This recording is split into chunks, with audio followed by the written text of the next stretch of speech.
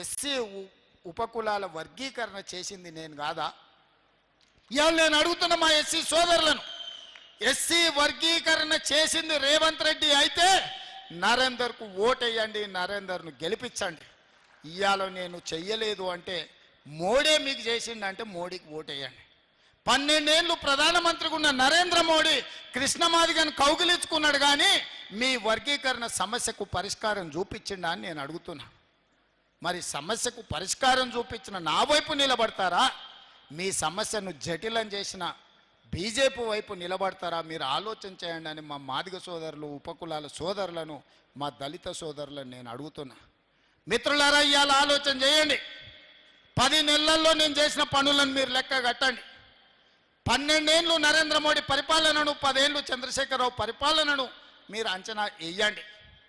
ఇవాళ ఈ సమస్యలన్నిటిని దృష్టిలో పెట్టుకొని ఇవాళ నాకు అండగా నిలబడడానికి, నాకు తోడుగా ఉండడానికి శాసన మండలిలో మీ పట్టభద్రుల సమస్యల్ని ప్రస్తావించడమే కాదు, ప్రభుత్వం దృష్టికి తీసుకొచ్చి బాజాబ్తా ముఖ్యమంత్రి దగ్గరికి నరేందర్ రెడ్డి కాగితం పట్టుకొని మిమ్మల్ని చేయి పట్టుకొని వచ్చి మీ సమస్యలు పరిష్కరిస్తాడు.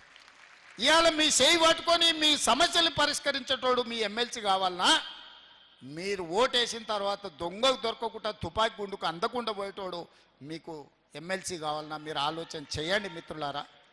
ఇవాళ మీరు ఆలోచన చేయండి. ఈ ఓట్లు ఆషామాషి ఓట్లు కాదు.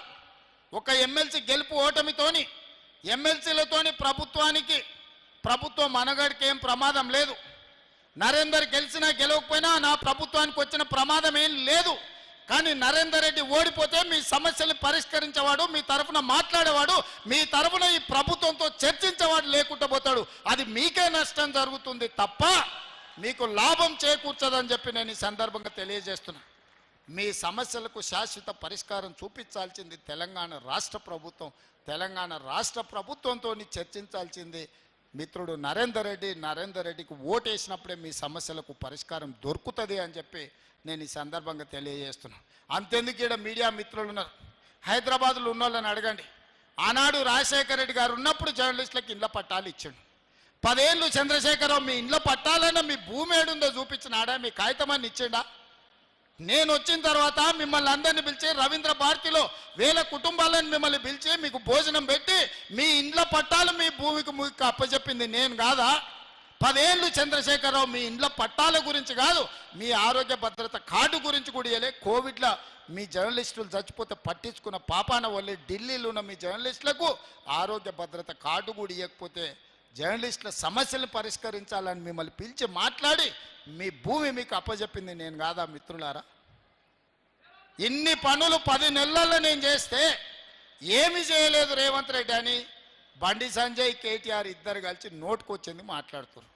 ఎన్నికల్లో పోటీ చేయను అని అసలు మాట్లాడే అర్హత ఉందా అని నేను అడుగుతున్నా. మొదట్లో అధికారం బాయ్, రెండోసారి డిపాజిట్లు బాయ్, మూడోసారి నీకు అభ్యర్థి దొరకకపోయా కేటీఆర్. ఇంకా నువ్వేంది నువ్వు మాట్లాడేది ఏంది? నీకున్న అర్హత ఏంది? తెలంగాణ సమాజం నిన్ను ఎప్పుడో బహిష్కరించింది.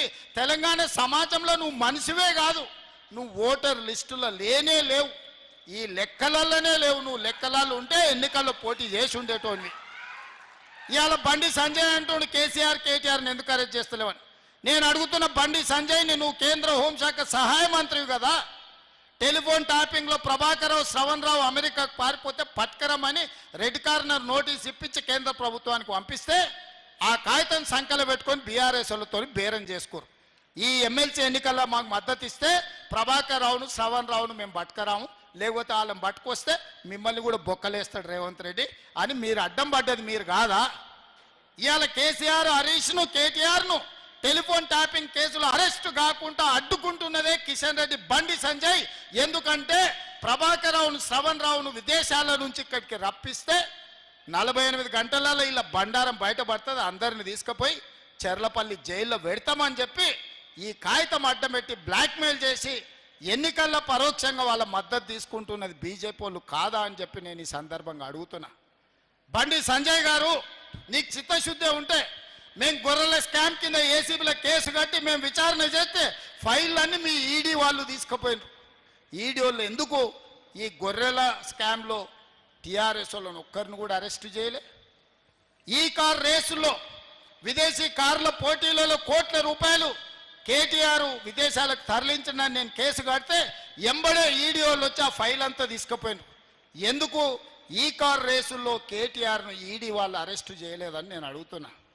టెలిఫోన్ ట్యాపింగ్లో ప్రభాకర్ రావును నిన్న మనం టీవీలలో చూస్తున్నాం. ట్రంప్ ఆ ప్రెసిడెంట్ కాగానే అమెరికాలో ఉన్న భారతీయులందరినీ అక్రమ వలసదారులని కాళ్లకు బేడీలేసి తీసుకొచ్చి దేశంలో ప్రత్యేక విమానంలో దించిపోతున్నాడు.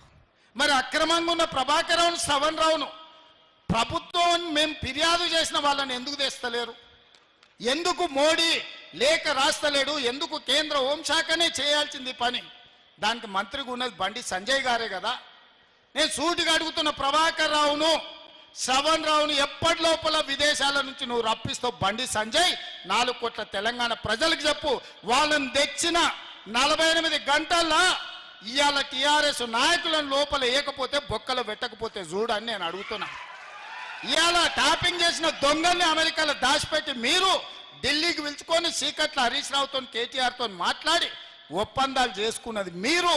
ఇవాళ మీరా మా గురించి మాట్లాడేది? ఇవాళ టెలిఫోన్ ట్యాపింగ్ లీడ్ ఉన్న వాళ్ళందరినీ 10 నెలలైంది లోపలేసి. నిన్న మన బెయిల్ వచ్చింది. ప్రణీత్ రావుకు, రాధాకిషన్ రావుకు